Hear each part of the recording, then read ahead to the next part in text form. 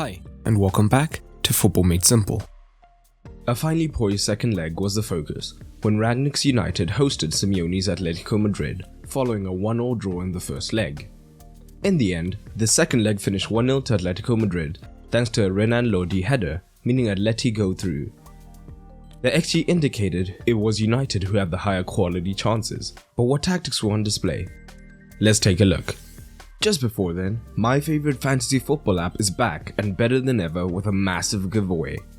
For the next 3 match days in the Premier League, just by selecting a team on Spitch, if you're ranked in the top 10, you can win massive prizes like AirPods Pro, an Apple Watch 7, a holiday package, or even cash prizes up to €3,000.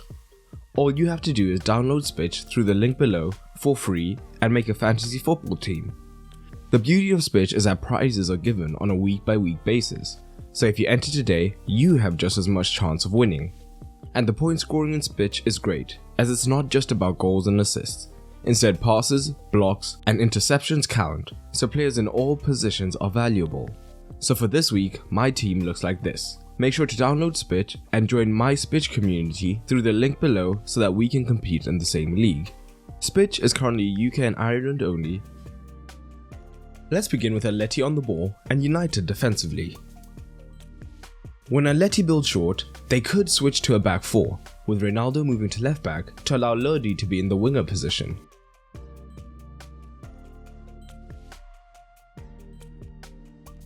However, in these cases, it would mean the winger, particularly Elanga, could stay wider as a traditional winger, looking to track Ronaldo.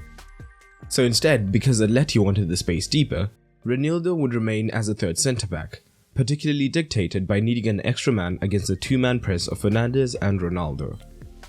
KOKE and HERRERA tended to form the double pivot, giving RODRIGO the room to drift higher up the pitch.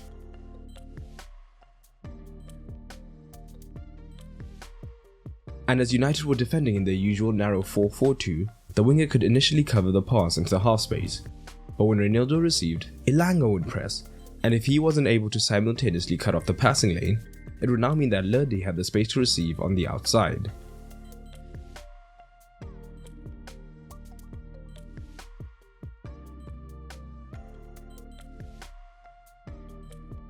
Dalot could be reluctant to commit to the press, as Felix was constantly lurking and looking to make the run into the wide space behind him.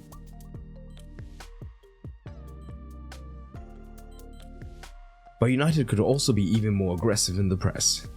When Atleti were higher in this shape, Elanga would join Fernandes and Ronaldo higher up in pressing the centre-backs, and Fred and McTominay would look to back up this press to prevent the easy central penetration, hoping to cut off the penetrative pass into the midfielder higher. This was effectively a 5 versus 5 high up.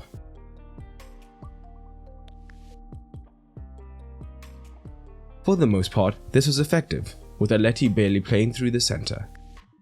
However, this did leave space in behind the midfield, and Griezmann and Felix are both happy to either come deep or run in behind. So we often saw a man drop deep, and Maguire in particular would often be drawn into pressing the man, which would not necessarily be a problem if the team was set up to account for this. But Varane would be tied up by the second forward, and with Sancho having been defending so narrow as mentioned, the wing-back could advance. So either the forward or Llorente could make the run into this channel.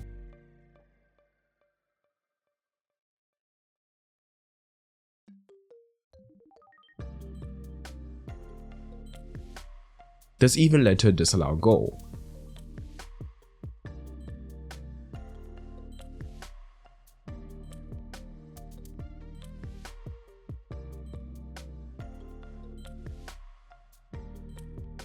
We also see this in the goal. We see United's front 5 are defending high, leaving space between the lines, and Sancho is defended narrow. So Llorente received, and Griezmann drops into the space between the lines, dragging Maguire higher and creating a space in the back line.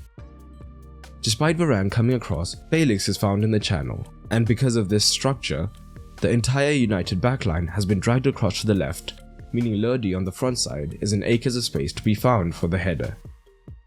But what happened when United were on the ball? For the most part, Atleti were not looking to press high, so United could come out fairly easily. And United looked to operate with McTominay as a single pivot, with Fred and Bruno in the half spaces as seen in the average positions,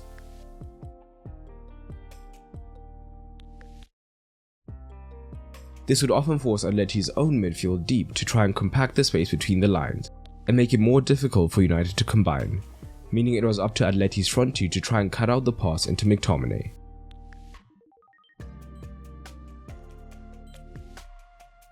As a result, most of the available space for United was out wide. And United could take advantage of this by using Dalot either as a traditional fullback or a pseudo third centre back. Either way, initially it was up to the Atleti midfield three to have the work rate to constantly shift across and confront the men who were wide, which would create temporary space to find a man between the lines.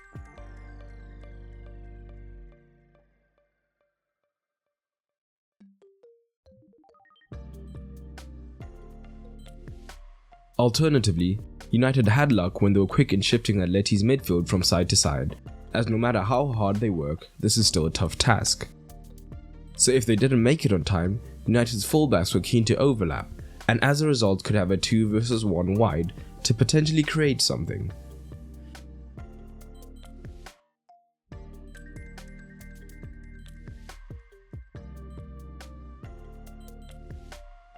This may be part of the reason Griezmann dropped deep as the game wore on, to allow them to more efficiently cover the wide spaces.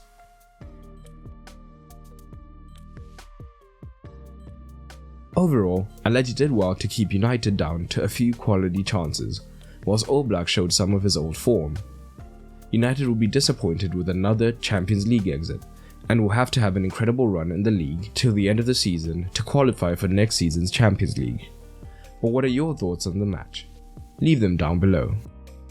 As for the manager tactical score, this was an excellent game plan from Simeone, essentially limiting United to only allowing a clear-cut chance, meaning that Simeone earns an 8.